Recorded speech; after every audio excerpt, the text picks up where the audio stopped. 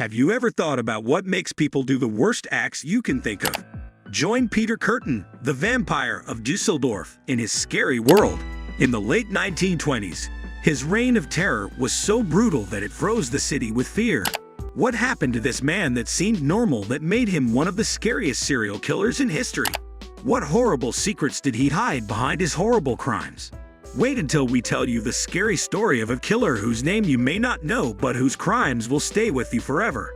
Names like Ted Bundy, Jeffrey Dahmer, and Jack the Ripper frequently spring to mind when talking about notorious serial killers.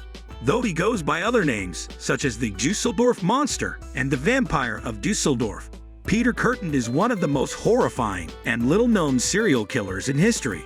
His horrific acts in Germany in the late 1920s and early 1930s horrified the entire globe and left a lasting legacy of dread. This video explores why, despite the heinousness of his acts, Peter Kurten's name is not as well known as that of other well-known figures by delving into his life, crimes, and eventual capture. On May 26, 1883, Peter Kurten was born in Mülheim am Rhein, Germany. He came from a very unstable and poor family, the third of 13 children. The family he grew up in was violent and unstable since his father was an alcoholic and abusive man who hit his wife and kids often. Undoubtedly, Kurten's development and subsequent actions were influenced by this early exposure to brutality and violence.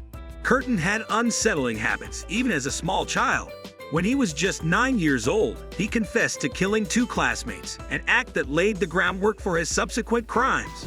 Kurten started committing small-time crimes by the time he was a teenager, and his actions only got worse. He was frequently arrested for stealing, arson, and other felonies.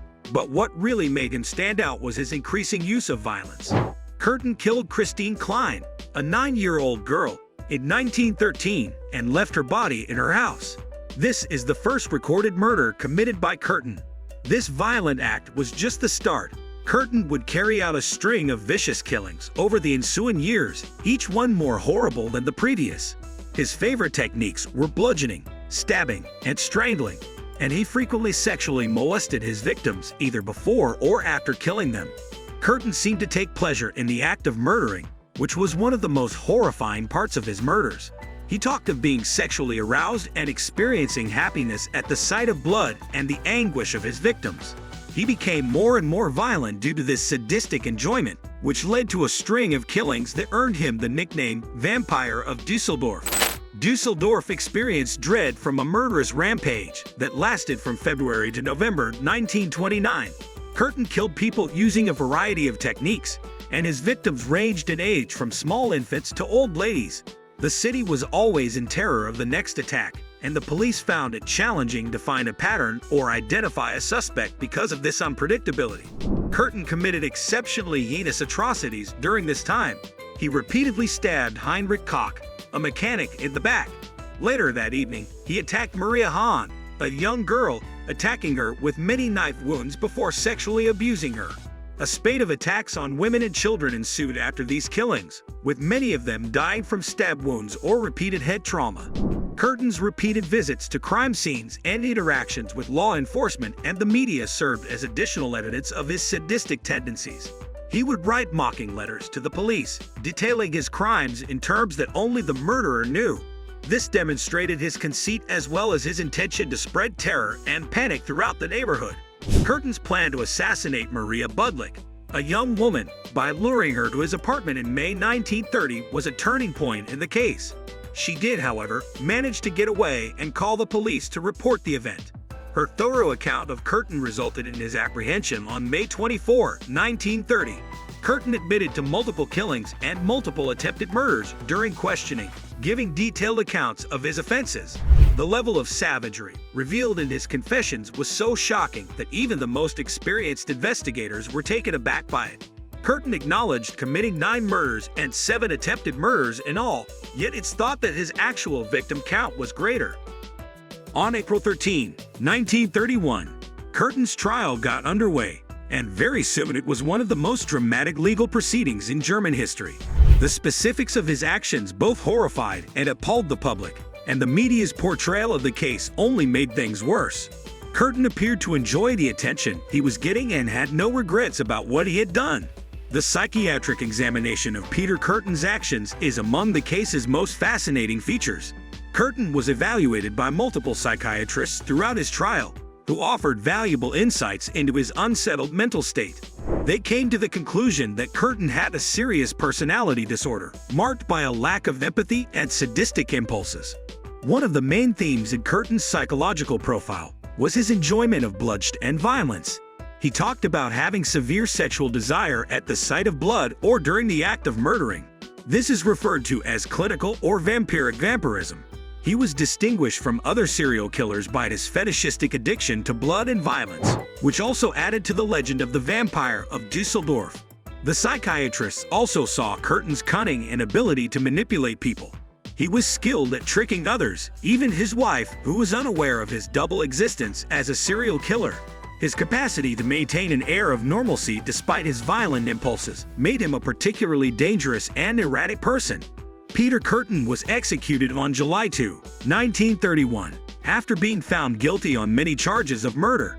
In Cologne, Germany, on July 2, 1931, he was put to death by guillotine. "Tell me," he reportedly said in his final breath, "will I be able to hear my own blood spurting from the stump of my neck, if only for a second, after my head has been sliced off? The pleasure to end all delights would be that." In contrast to other well-known serial killers, Kurten's name is not as well known despite the horrific nature of his murders.